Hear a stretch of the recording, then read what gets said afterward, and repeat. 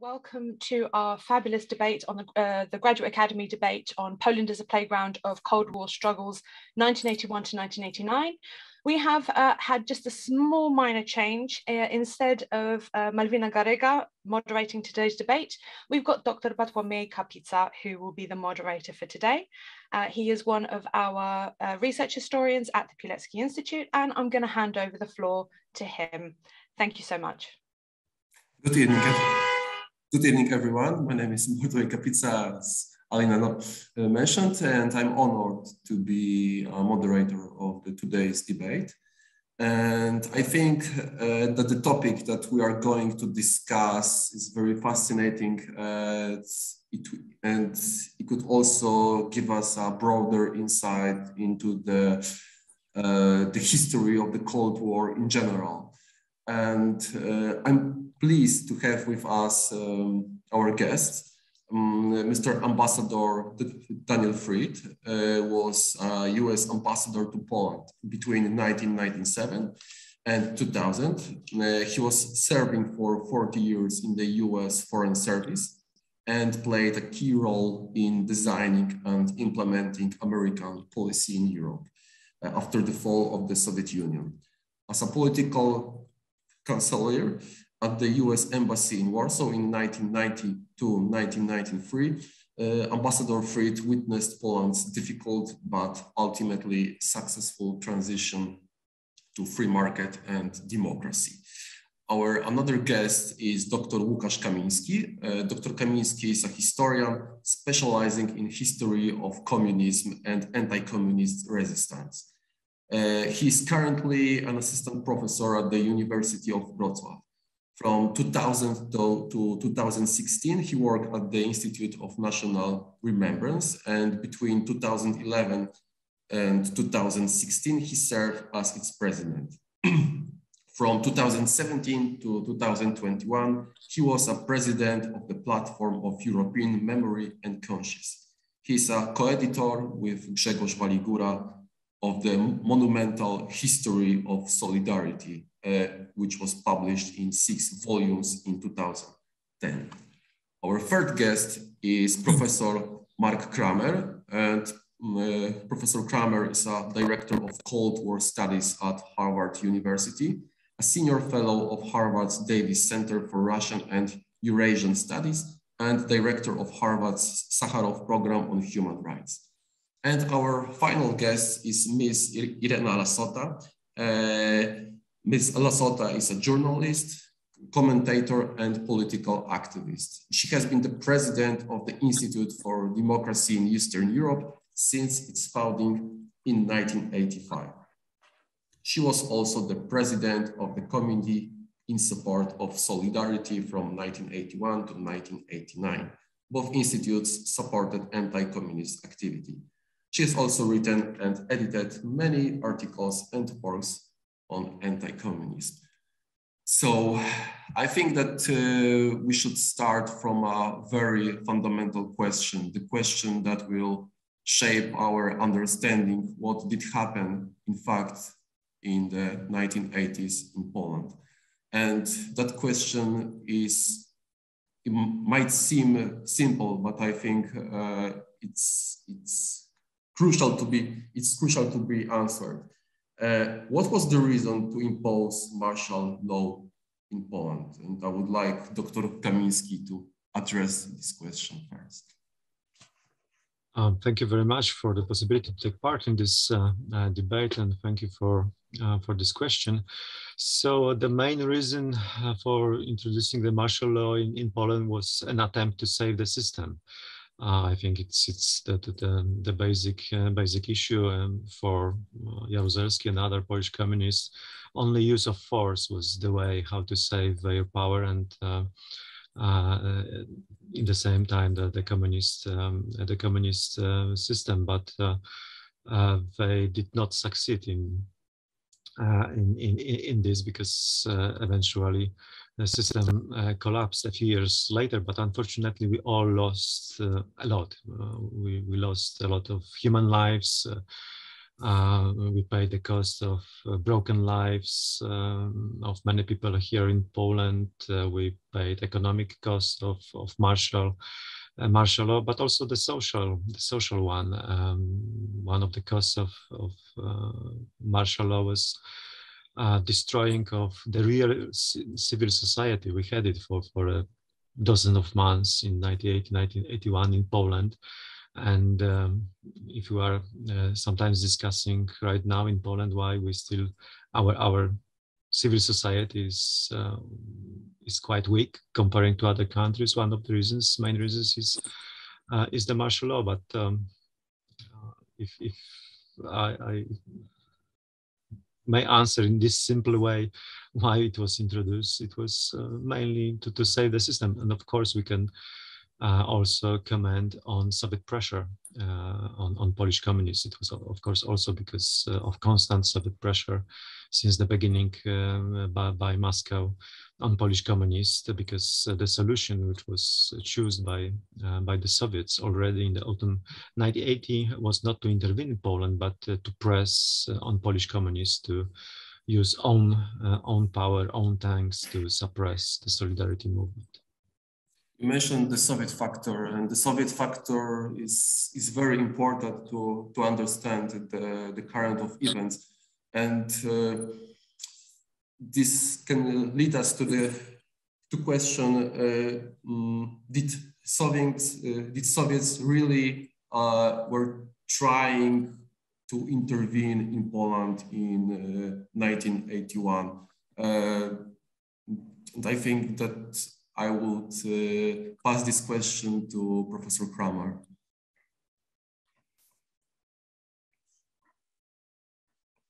Professor, can you hear us? I would agree with much of almost everything I think that Łukasz Kamiński said. Let me just add that both Kania and Jaruzelski had been coming under relentless Soviet pressure from September 1980 on until the time that Kania was removed.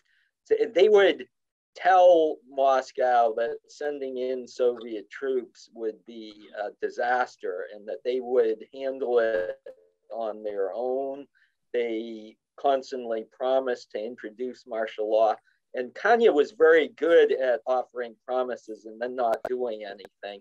And I say that not to be flippant, but there's a real art to doing nothing, because the alternative is to do something, and often the something is a very bad option. So if you can avoid taking action, doing something that is harmful to your own country, then you deserve credit. And to that extent, I think that Kania deserves a great deal of credit for having tried to delay things for as long as possible. But again, because of the relentless Soviet pressure, it was only a matter of time until he could be replaced in October 1981, and Jaruzelski came in.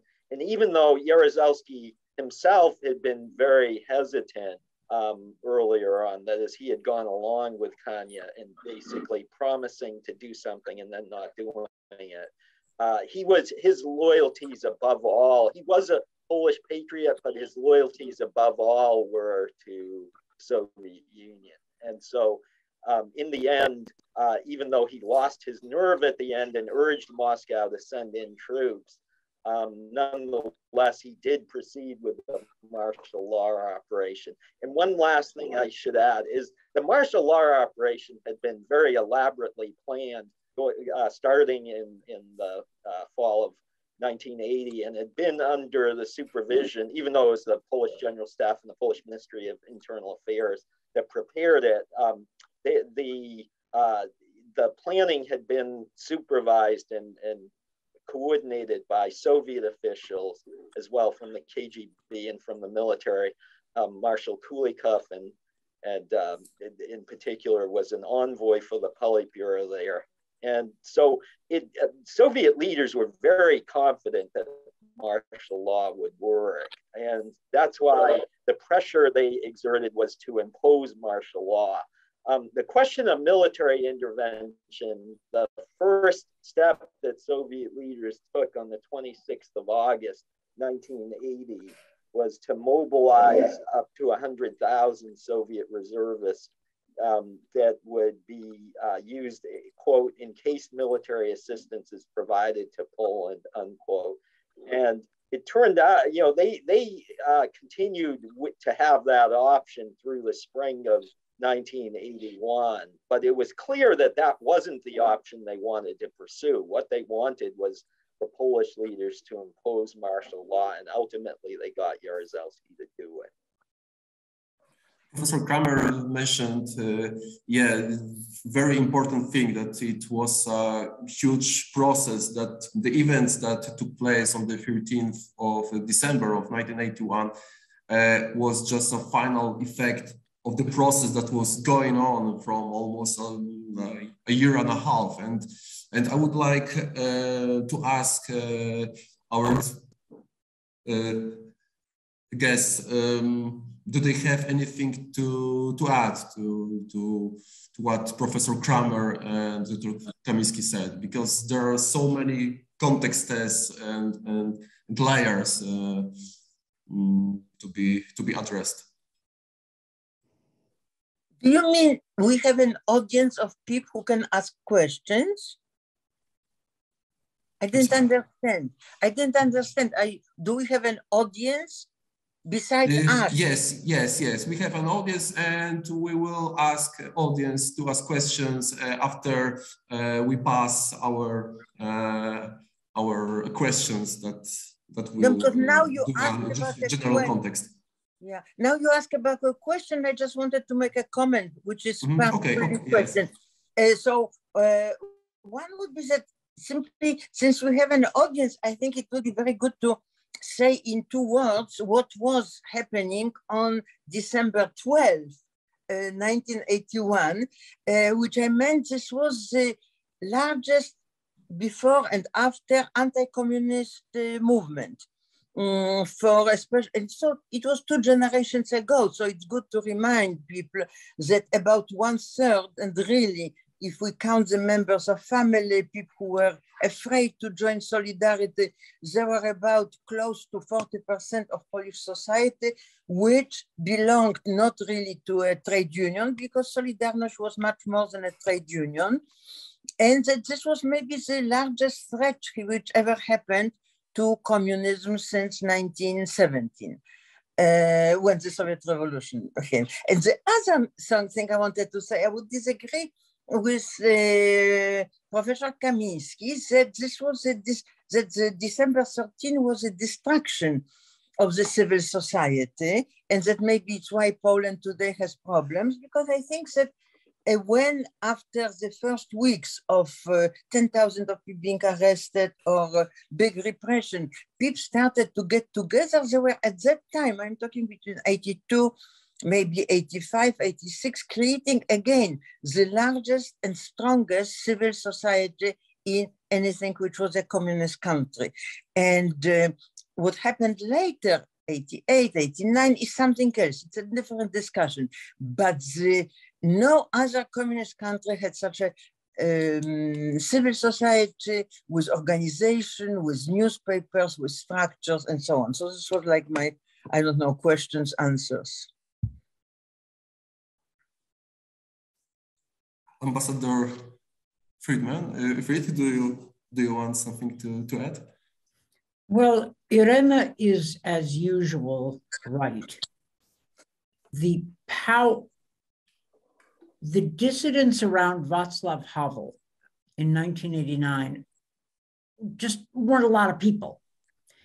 In Poland, you had an organized anti-communist pro-democracy opposition. And martial law did not succeed in crushing it. And the implications for American policy of a sustained, organized, pro-democracy movement in Poland weren't fully understood until very late. Full disclosure, I started working on Polish affairs in 1987. From 85 to 87, I was working on Soviet affairs. So I was first peripherally and then directly involved in these decisions, starting in 1987. Martial law was exactly as Professor Kamiński said. It was Brezhnev's attempt to keep control of the situation. And let's just remember that 40 years later, we are dealing with the Kremlin's attempt to keep Ukraine under control. The issues are not merely historical. They're aktualny, they are current. The bad news is the Kremlin is still trying to create an empire. The good news is in 1981, there were 300,000 Soviet soldiers in East Germany. Now the Russians are reduced to occupying parts of Eastern Ukraine and threatening Ukraine. And the Ukrainians are, thanks to Russian aggression, more pro-Western than they ever have been. So this is, I welcome this discussion. It is unfortunately timely and current. Professor Kamiński, would you like to conclude that topic, because Ms. Irena Sota told you that you might. Yes, if I may answer, because I agree and disagree in the same time, because I think we are speaking about two a little bit different things. I was referring to this huge amount of people who were involved in public sphere during 1980-1981. And of course, a part of them, but just a part of them, stayed active and maybe even more active in the underground later. But if we are speaking about mass involvement in such issues like some changes in my own surrounding, my factory, etc., we cannot compare those two periods. Much more people were involved in this civil society before December 1989, and for many of them, the period of martial law, the mass repression, and etc., and disappointment and losing the hope was a lesson that it's not worthy to be involved, unfortunately, for quite a big part of the society. And of course, fortunately, we had this smaller, and still there were thousands or even dozens of thousands of people who stayed involved. So it was good also for the development of events in the next years, but still is something less than this really mass movement of 1980, 1981. So I'm afraid this enthusiasm, this feeling of unity, this will, this mass will of being active was lost. But of course, I agree that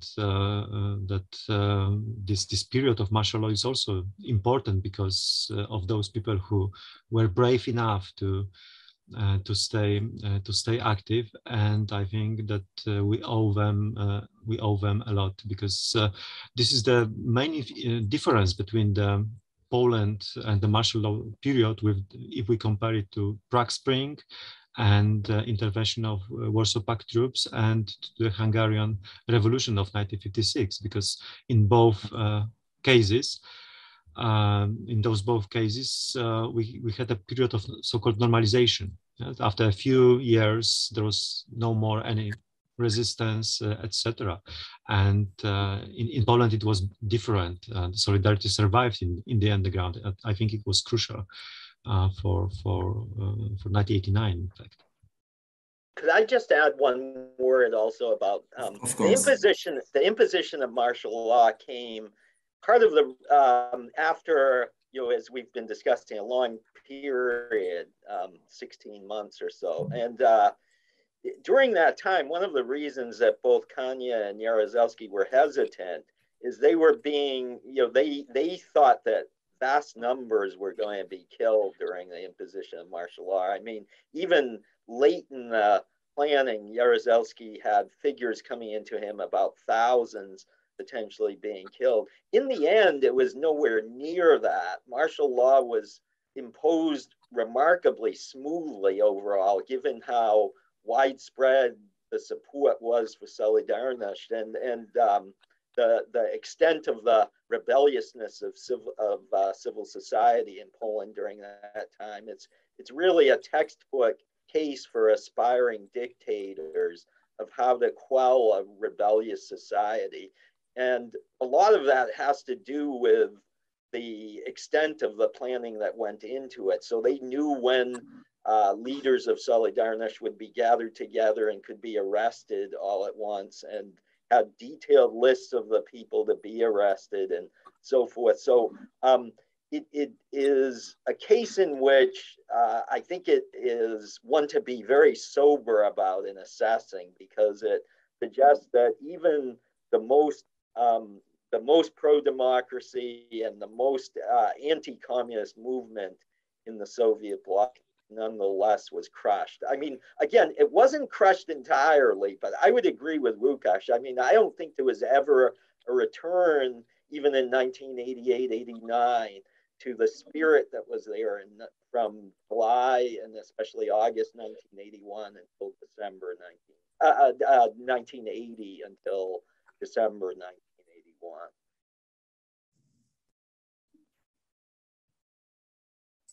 Does anybody have anything to add on that topic? Okay, because I think that we touch upon a very important problem, the problem of the social activity and how it can influence the development of the system. And we will return to that problem when we discuss the current perspectives, especially in our part of Europe, in Central Eastern Europe. But I would like to now talk about the reaction of the US government on imposing the martial law. And this is something that Ambassador Friedt mentioned, and I would like to expand more on it. What was it? How did the US government react? Ambassador Friedt, maybe you sure. Will start. The US, this was the Reagan administration, and Reagan pushed his administration to take strong retaliatory steps against both the Soviet Union and martial law Poland. Economic sanctions, which were, by today's standards, rather primitive, but in those days, the Polish economy was not integrated into the world economy to anywhere near the degree the Russian economy is now. So sanctions were primitive, but that's the tool we had and the tool we used. So Reagan spoke up on behalf of solidarity, and there was a great deal of sentiment in the United States in favor of solidarity. But underneath that reaction, most of the US foreign policy establishment still accepted the division of Europe as permanent. And this is an important point. There had been Hungary, 1956, Czechoslovakia, 1968, and Poland, 1981, were seen generally in the State Department and most of the US foreign policy community as inevitable outcomes. That Yalta Europe, so-called, was seen as the only possible Europe. Now, this was a strategic mistake, but it was genuinely held. It was a near universal consensus. It was the consensus I was taught in graduate school, and that I was expected to accept as a junior diplomat in the Foreign Service in the 1980s. Now, this consensus turned out to be wrong, but it wasn't seriously challenged until 1989, which is not exactly our topic. But it is Reagan almost alone within the US government, believed that communism was historically doomed. He really did believe that.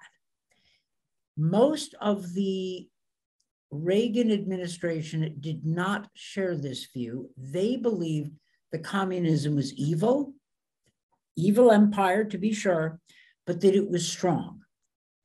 They did not understand the underlying weaknesses of the Soviet economy and the deep ideological demoralization within the Soviet Union in the early 1980s. But this is a slightly different story, but it is important to keep in mind that although the United States did impose sanctions against martial law Poland, it did not really believe that solidarity would ever win. And how this changed is, starts with the administration of George H.W. Bush and solidarity and Bush's response to the roundtable, which I know something about. But in martial law Poland, this was, these strong steps, which turned out to be important. They were that was the right policy call. But we did not think, we Americans did not think that we could fundamentally change Europe. It was the Poles in 88, 89 who forced history forward. Again, another story. But that lesson is important as we contemplate Belarus today and Ukraine today.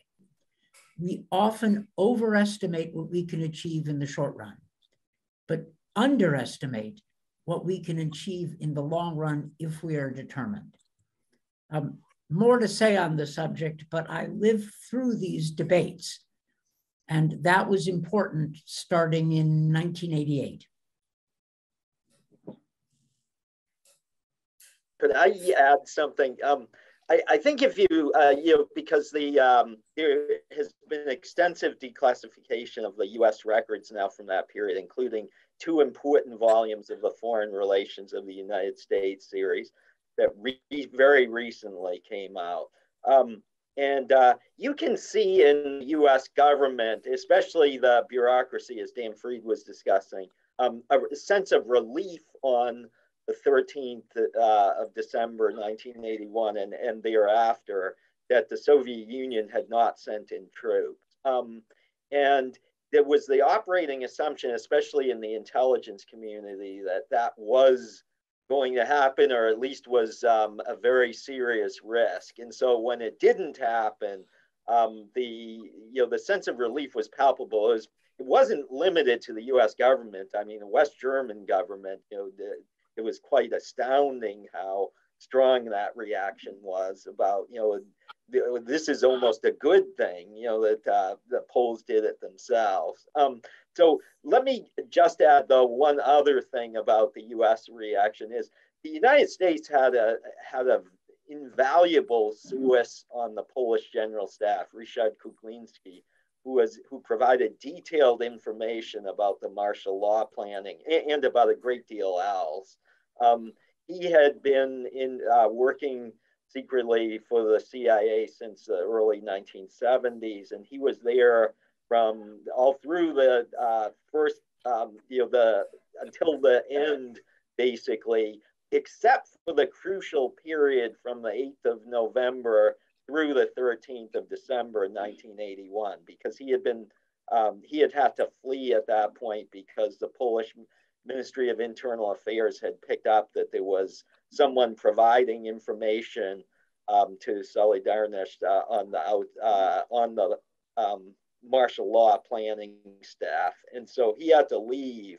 And during that crucial time, those last 5 weeks, the US government didn't have the kind of detailed information coming in. But it did have all of the plans for martial law. And I still question why, given that they knew Kuklinski was out and was therefore not going to be harmed, why they didn't publicize those plans and try to warn Solidarność to try. It wouldn't have forestalled the kind of solution that happened, but it would have thrown it into disarray. and perhaps even have caused it to be deferred indefinitely.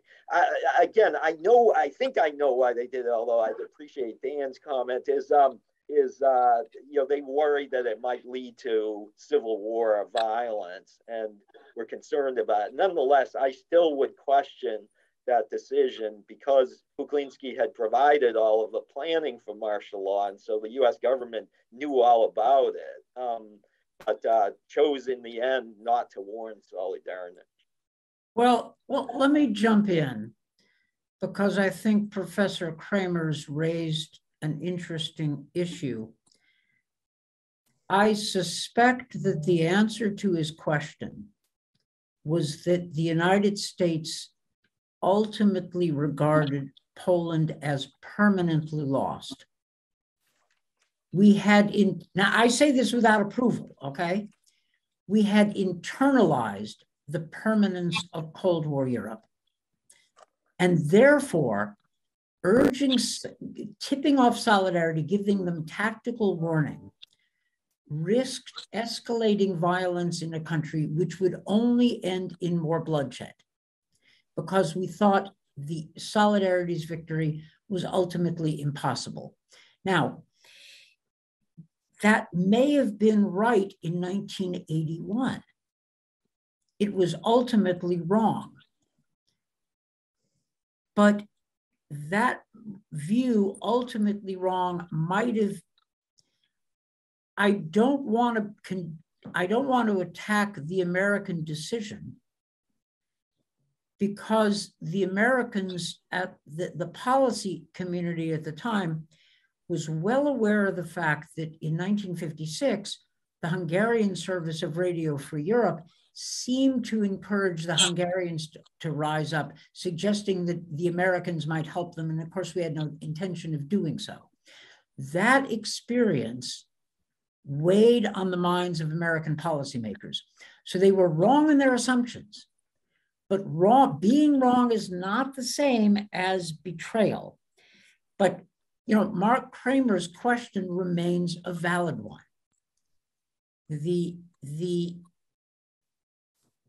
By 1988, 89, the strategic balance had shifted. That's another question. But in 1981, the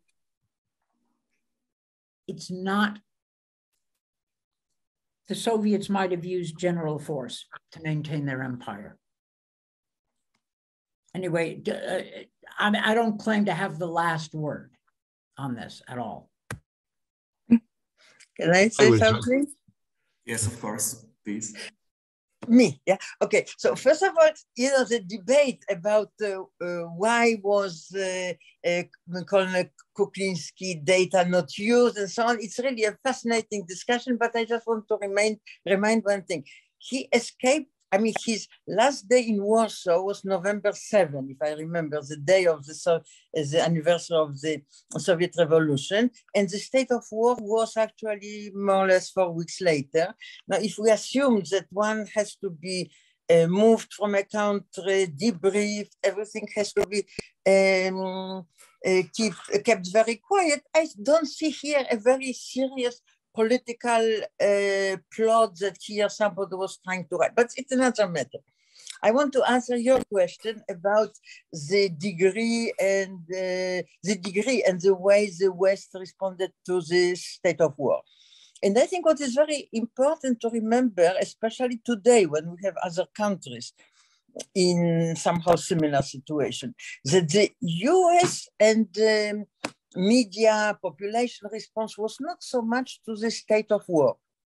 Because if the state of war had happened in total silence, there would not have been many reactions. What was really very important was that for the next few years, and I'm going back to my previous point, whatever remains of solidarity and of the civil society was showing signs that they are resisting.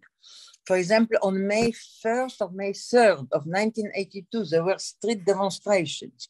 This, I remember, changed very much the attitude of the administration, of the State Department, which were, on the other hand, fed both from the Soviet Union and from the Polish communists, a story that actually it's over, there is nothing to worry about, Lech Wałęsa is internment, there is no Solidarność. So for the next few years, it was extremely important to receive from Poland information about the scale, the reach of the underground, and the underground at that time became everything. You had the journals of independent sociologists, journals of doctors. All of them were showing that they do not want to live under this regime, the state, and it's why I think both the administration, people who in the administration like Reagan wanted to do something, those who were thinking that maybe it doesn't make sense, they were responding. And I remember there was this very famous moment that Reagan said he's going to lift the sanctions when Lech Wałęsa will also lift the ask for lifting the sanctions. And there was a whole intrigue, not completely even solved until today, when there were messengers sent to Poland to tell to Wałęsa, please say that you want the lifting of the sanctions, so Reagan will lift the sanction, and then there will be some benefits to whomever. There were others, people who are called hardliners, I think I was among them, I mean, I was in Washington, who were saying there are lists of prisoners. As long as the prisoners are not being released, it's still a state of war. It's still a moment where the administration cannot start any good dealings with the government. And this is in a way a lesson to other opposition movements. Look at Belarus. As long as the Belarus people were on the street and they were beaten after August of last year, the response to them was much stronger than now. Also, there is a very good coordination center, there is Svetlana Tikhanovskaya, but somehow people throwing stones at the police always appeal much better to politicians and to the media, and you don't have to throw stones. You can put signs on the walls, you can write something. Completely agree with Irena. Solidarity's activities had impact. That was important. And starting in the mid-1980s, John Davis, the US chargé in Warsaw and then later ambassador, played a crucial role because he maintained contacts with everybody, the communists, but also the Solidarity leadership. And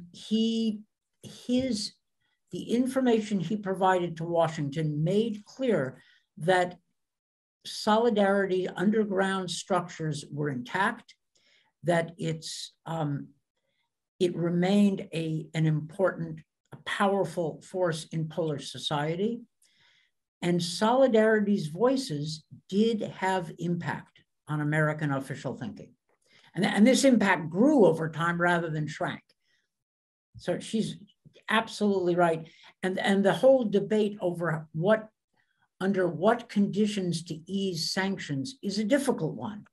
That's a hard one. Yeah, Irena was one of the hardliners. In the end, it all worked out fine, but we didn't know that. We were all peering into the fog, doing our best. But Solidarity was a player in American thinking. And they're a player, their views communicated through John Davis, and also the role played by Jan Nowak-Jezerański was absolutely critical, because of his authority and his voice, both a moral voice, and Jan Nowak-Jezerański was tactically cunning, both at knowing the limits of what was possible, and he knew how to, frankly, play the Americans well, which I respected enormously, even though I was one of the people he was pushing. But he was so good at it, and he had the moral right to do it. His influence was therefore enormous. I think I saw Dr. Kamiński raising his hand, but I don't know if it was by mistake or... No, I also wanted to join this part of the debate, but there are so many topics to comment. So maybe I will start with Kuklinski.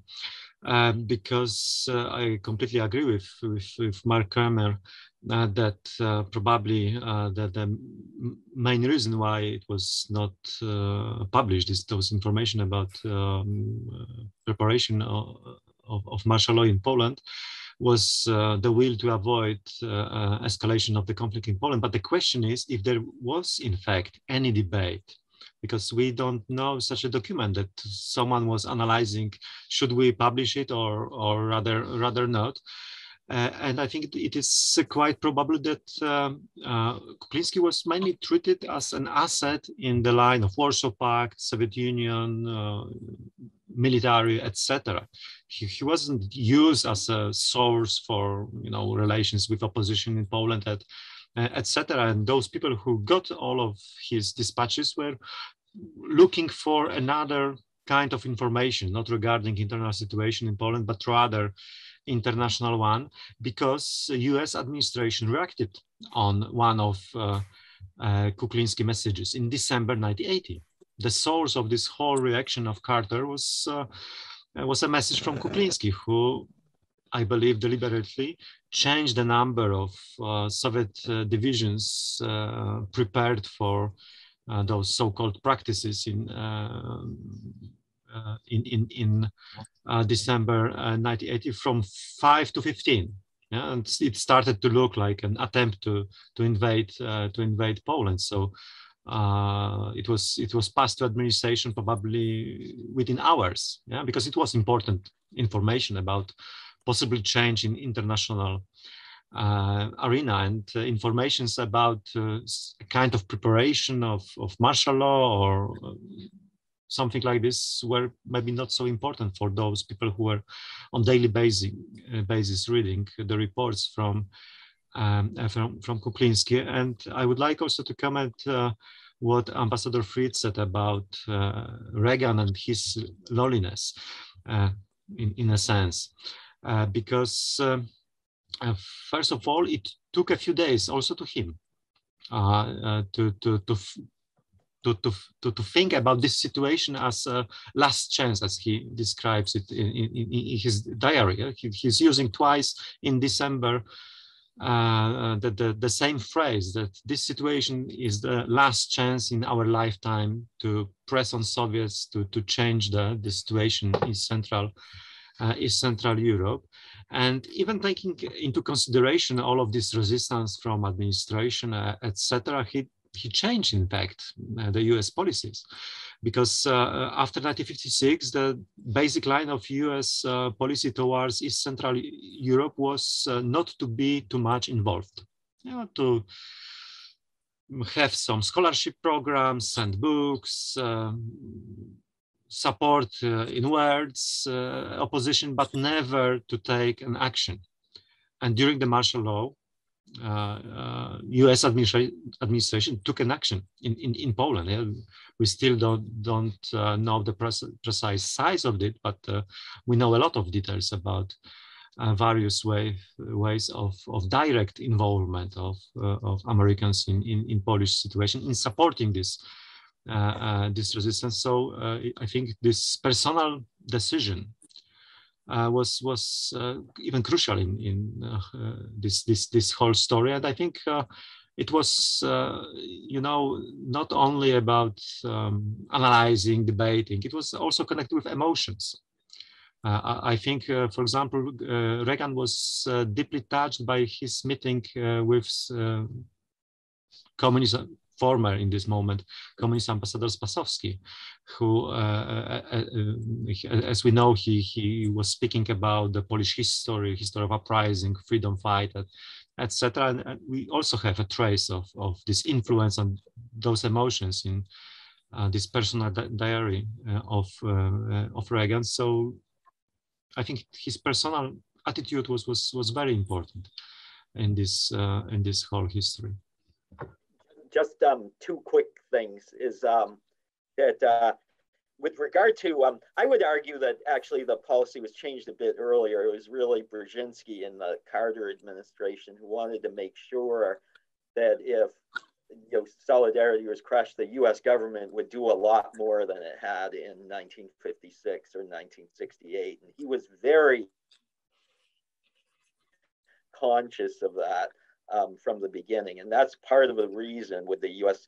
government's reaction to the mobilization in December 1980, the attempt to really force the imposition of martial law at that point in a year before it actually was imposed. And so that would be the first thing. The other thing has to do with what the question about whether there was a debate in the US government about that period from the 8th of November 1981 until 13th of December. And I mean, there were two factors that I think militated against the debate. One is that the number of people who knew about Kuklinski was very small.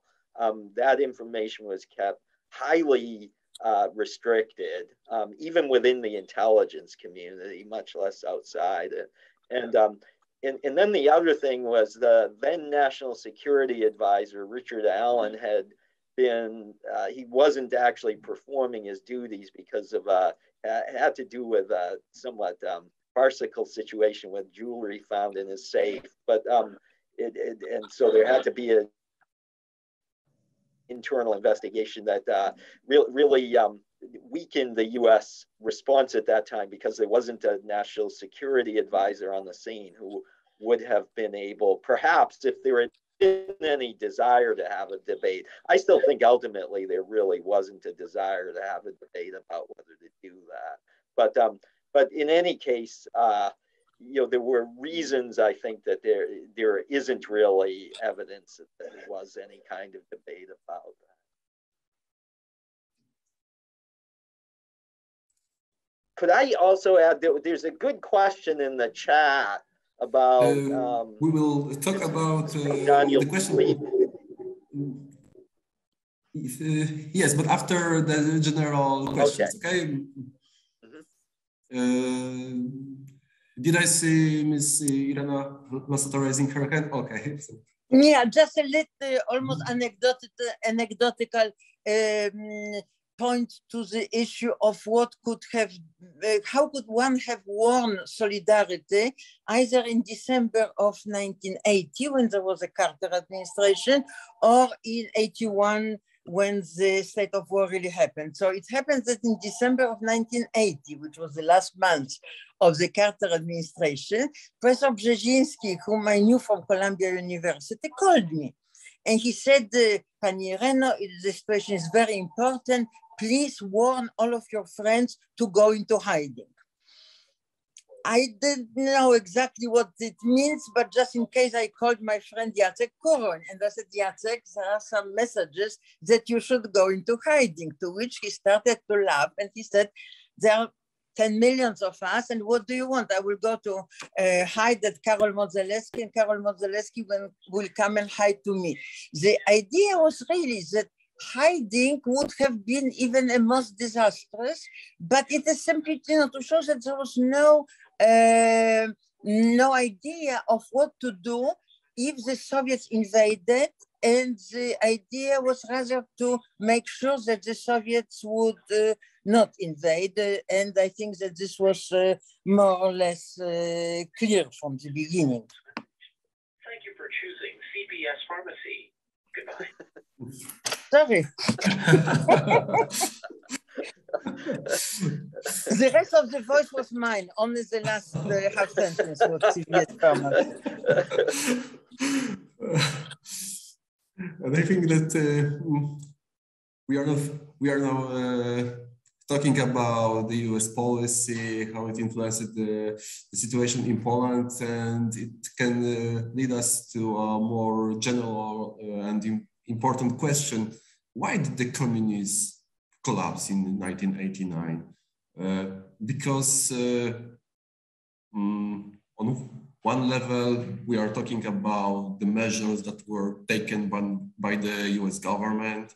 On the other level, we are talking about social activity. But at the end, what was the cause of the, what caused the communism to collapse? Let me take a stab at this. Communism didn't work. That is, after the early mid-1970s, living standards in the Soviet Union began to deteriorate. And that same deterioration was clear in most of Central and Eastern Europe. The advantage of détente for the Soviet Union is that they could acquire loans and credits and investment to make up for the lack of domestic economic reform. They couldn't risk economic reform because that would weaken Soviet power. So they were stuck. When they lost détente, and when the US started putting economic pressure on the Soviet Union, the economic decay intensified. Gorbachev understood this. He was trying to modernize the Soviet economy, which was impossible, but he didn't know it yet. And he wanted to restore a kind of neo-détente to get the credits and the peredishka, the breathing room that he felt the Soviet economy needed to reform itself. At that moment, Solidarity, which had maintained its structures intact, started pushing.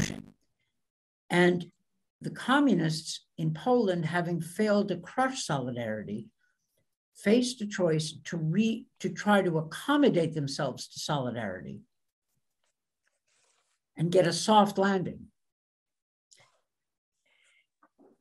or revert to martial law, which this time Gorbachev didn't want because he needed a better relationship with the West.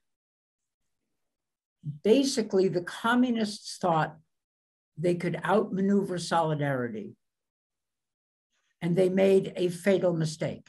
This is now the role of the Pope comes in here, John Paul II. I look back just in awe of what he was able to do, which was give Polish society confidence in itself, but in a way that was not seen as confrontational. But when he came to Poland and said, "Be not afraid," Solidarity was the mechanism for Poles to show that they were no longer afraid. And in Washington, listening to Solidarity and reading John Davis's reports, it became clear what was going to happen. To me, anyway, communism was falling apart. Poles would succeed. They would actually do it. Now, very few people in Washington believed it. Very few. I think I was very lonely. But it didn't matter, because once Solidarity engaged in the roundtable, and the roundtable started producing results, the chief of which was the elections of 4th of June, 1989. It was clear the direction things were going, and George H.W. Bush made the decision to support what was happening.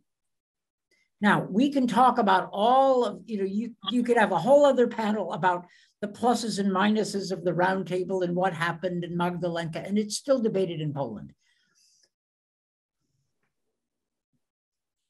But the roundtable resulted in the June 4th elections, which were essentially a referendum on communism. Now think about it.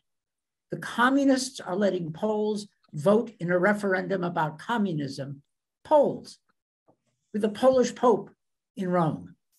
What did they think was going to happen? John Davis was very clear what he thought was going to happen. He said the communists are going to be wiped out. The weakness of Solidarity is that the communists had all the guns. Solidarity had none. But as it turns out, the Pope's divisions can be awfully important under certain circumstances. The Poles deserve the credit. They did it. Poles debate the pluses and minuses and all the mistakes made and all the rest of it. But from a Washington point of view, the Poles overthrew Yalta Europe. They did it. And the United States this time was ready to respond. Just about the best job I ever had was being the Polish desk officer in 1987 to 1989, because I could see it coming. It was just great. The Poles nailed it, absolutely nailed it. And there were pitfalls. It was not inevitable. All they had was a narrow path, but they walked that line. It was just brilliant. I think back on it, I'm amazed. They were inspired. Yes, mistakes, sure. But my God, if you could go back to the martial law and tell everybody who was interned that in 40 years, Poland will be advising NATO, of which it will be a member, on how to help Ukraine against the Kremlin. That would have sounded, I'll bet it, and that would have sounded like a good problem to have. And it's just important to keep this in mind. I am still impressed by how much the Poles achieved against almost all expectations in West Germany, in most of the United States. But I tell you, Jan Nowak-Jażerański never gave up, and Brzezinski. Those were the two people I was most in touch with in those months. And they did not regard failure as inevitable, and I thought success was more likely than not. It was great. Good to keep in mind now, bearing in mind what's happening in Belarus and the pressure on Ukraine, that sometimes it works out well. Sorry, I went on, but I lived through this, and I really do believe the Poles nailed it, absolutely nailed it in those years.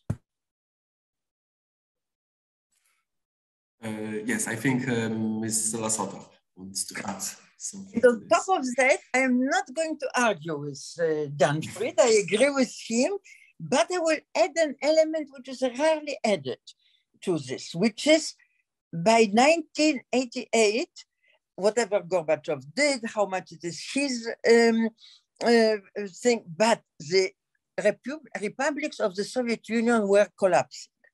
By early 88, the Baltic states were already in full revolt. By late 88, already we had revolts in the Caucasus, in Georgia, Azerbaijan, and Armenia. It was, of course, kind of, this added war of Nagorno-Karabakh, but even Central Asia was writing programs of popular fronts. And we still don't know how much also in the Russia itself, there were problems which were unsurmountable. But if we add it all together, if we see it as a way of synchronized or naturally synchronized movement, if one was Gorbachev, one was seeing not only Poland, one was seeing also everything what's happening in the former Soviet Union and in Eastern countries, Eastern European countries, Czechoslovakia, Hungary. So I don't think that we found out yet the mechanism, unless we call it Khrushchev, but I don't believe in it, which put all of those forces together and brought the collapse of the Soviet Empire, but not of communism, because the communism still survives in other countries now.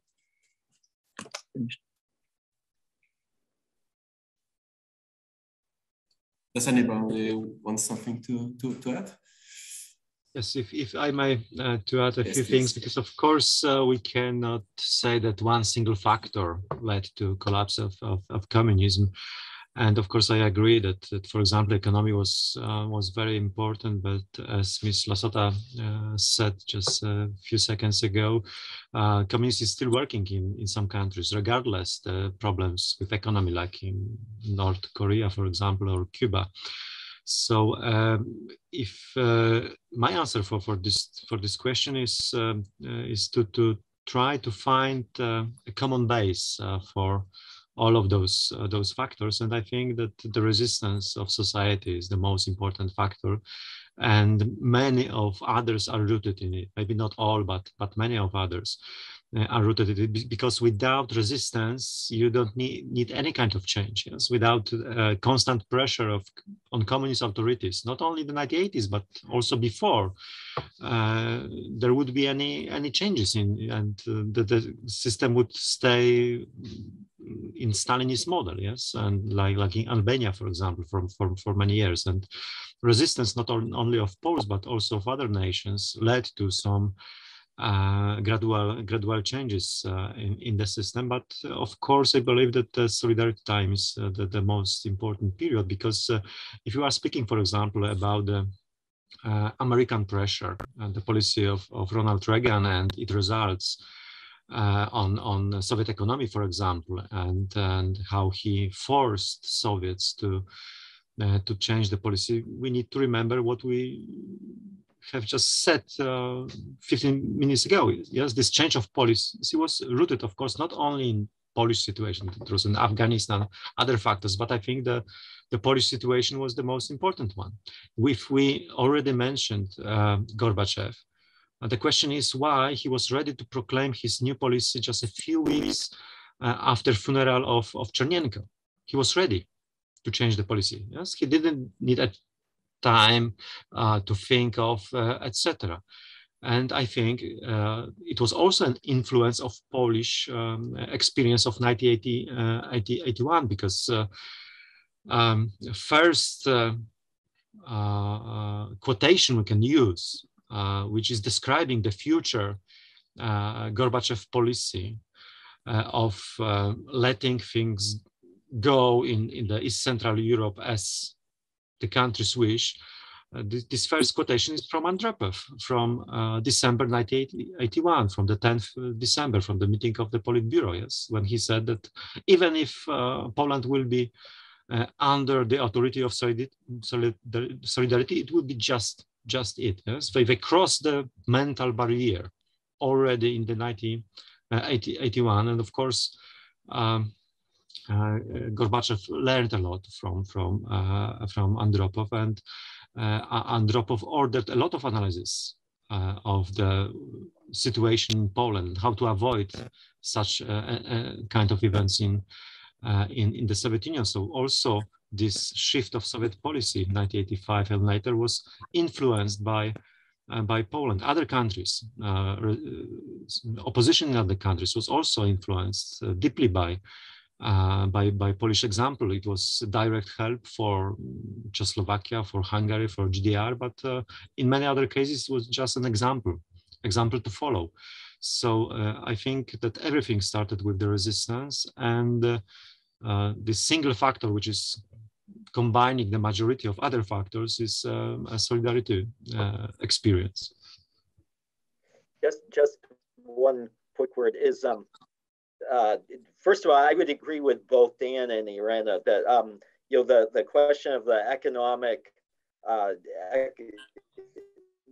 poor performance of the economy was crucial. That the contextual events going on in particularly in the Soviet Union were crucial. But ultimately, I think the major reason that communism collapsed is that there was a widespread perception in those societies that the regimes were either extensions of Moscow or certainly supported by a foreign power. And so long as that was the case, they never really gained true legitimacy. And even, I mean, you can see that the regimes that have the communist dictatorships that have survived did not have that same perception about them, even though they were, they received crucial Soviet assistance, the North Koreans, the Cubans, the Chinese, the Vietnamese, is that they were able to avoid that kind of perception that the East European regimes, with the exception of the Yugoslavs and the Albanians to some extent, were never escaped. So that factor was crucial. But let me come back. Just a word. Andropov was an aggressive supporter of the invasion of Hungary in 1956. He was the most aggressive proponent of intervention in Czechoslovakia in 1968.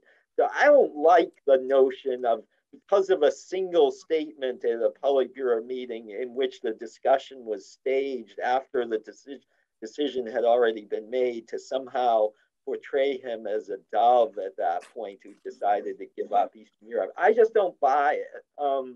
That was a staged conversation. That transcript was released for a reason. Mostly Soviet leaders had already reached a consensus in December 1981 that they didn't want to send in troops, that they wanted Jaruzelski to impose martial law, and they were highly confident that if he did it, that it would work, and they proved to be right. One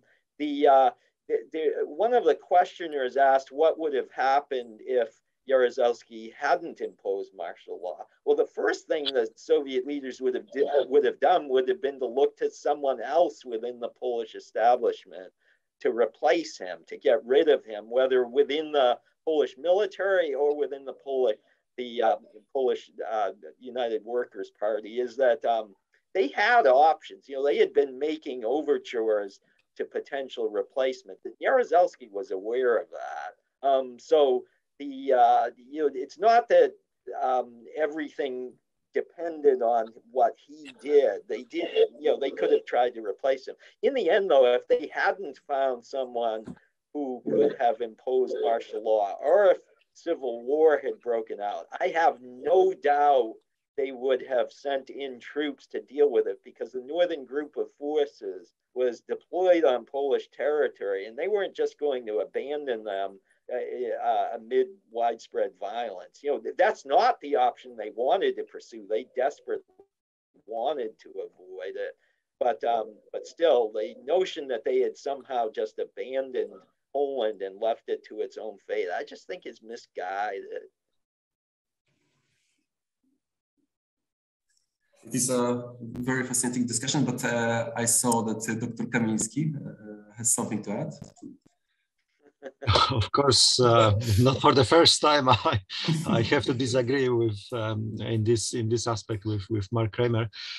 But maybe if instead of continuing this discussion, I will join my answer to this question, which we got in chat, and the question is: yes, what if trying to move on to that. if there would be no decision on imposing martial law on the 13th of December, and of course, as historians, we really don't like any attempts to answer such a questions, but at least we know what would happen in the next few days, because Jaruzelski was invited to visit Moscow on Monday, 14th of December, and I strongly believe that he chose 13th as a date of martial law because he wanted to avoid this visit in Moscow.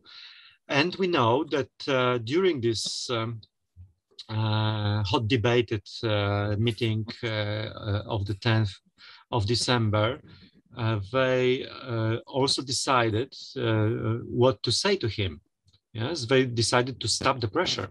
I think it's maybe even more important record from this meeting than this Andropov speech we are usually focusing on, because it was said by a few people, including Suslov, that if he's asking us for military assistance, so maybe we should stop the pressure, and we should say him that it's his decision and he should choose the best way how to deal with the problem. And Jaruzelski was not invited to Moscow alone. I think it's also important. He was invited together with the leaders of two other formally existing parties in Poland. I think it was also an important sign that it was not only a bilateral meeting between it was planned as not only a bilateral meeting between two Communist Party delegations, but it was a kind of state visit. So at least we know this, yes, that if there would be no martial law on this weekend of 13 December, Jaruzelski would go to Moscow, and he would probably hear that they are stopping the pressure and they are believing in him. It wouldn't be a signal that we are going to replace you, because the experience with replacing was bad. for Moscow, because they already tried it in 1981 and they lost. In June 1981, they tried to replace Kania, and they were able to replace Kania with Jaruzelski only because of two factors. First of all, they observed a division between those two, because earlier they have been seen as people who are cooperating with each other. And secondly, because Kania agreed to step down.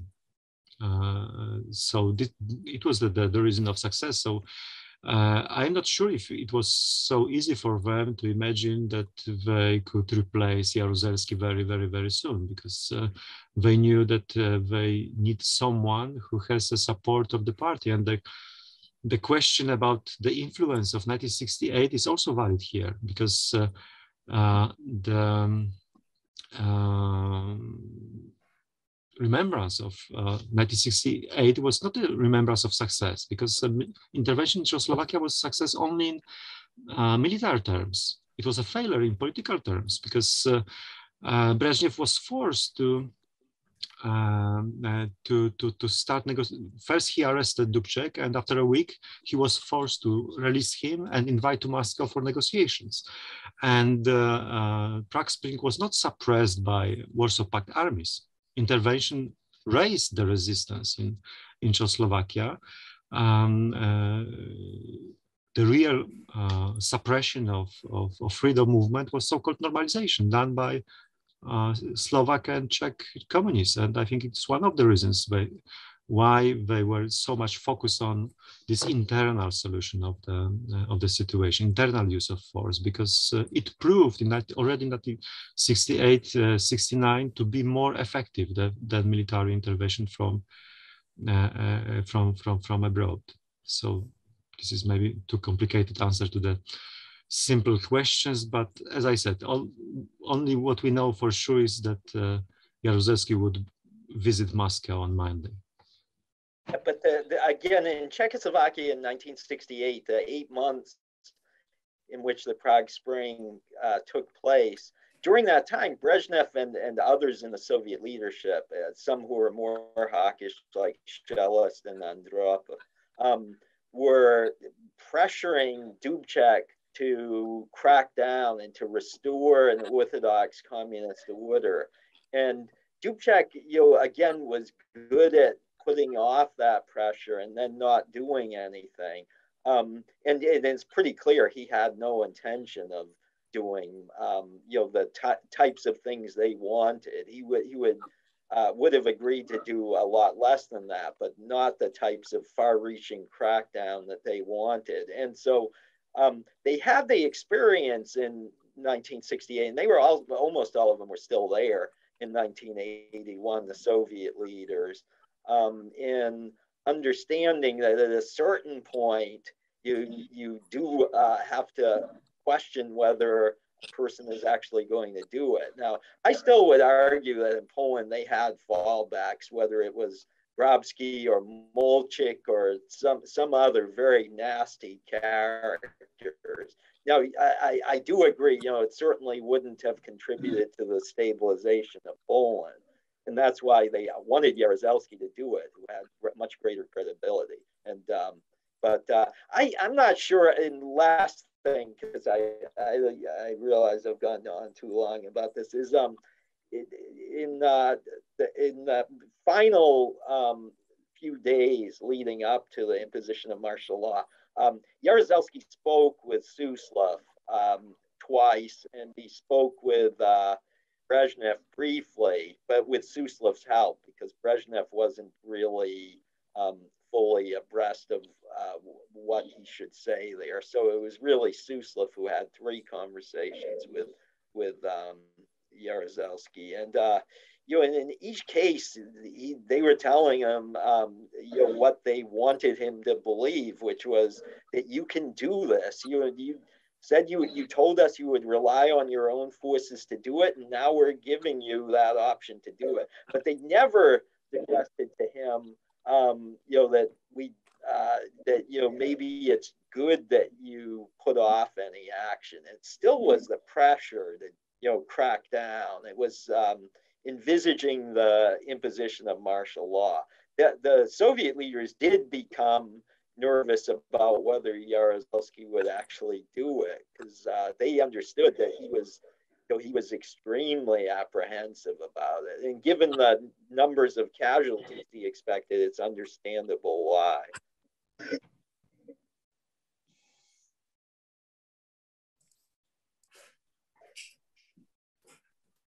I think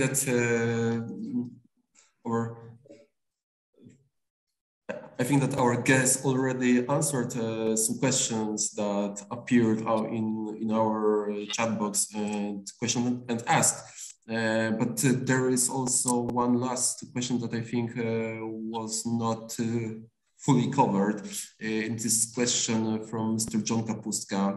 What unofficial role, if any, did the Pope play in the undermining of martial law? Maybe does anybody want to expand on this? Well, I mentioned earlier something about the Pope's role and his trip to Poland in 1979. Also, don't forget that in 1988, the episcopate played a sort of quiet intermediary role between Solidarity and the communists. I don't know that they did this with the Vatican's approval, with the Pope's approval, but I suspect they did. I suspect they did. That was important because it put, in some sense, the church was facilitating negotiations which ultimately were successful for Solidarity and disastrous for the communists. This gets into the issue of the Round Table, but the role of the church is sort of the repository of the Polish nation.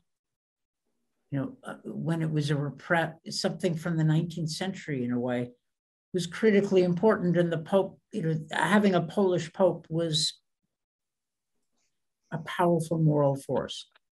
So I think, yeah, the Pope had a lot to do with it. Not just the end of martial law, but the way it ended. It ended on terms favorable, ultimately, not immediately, but ultimately favorable for Polish society.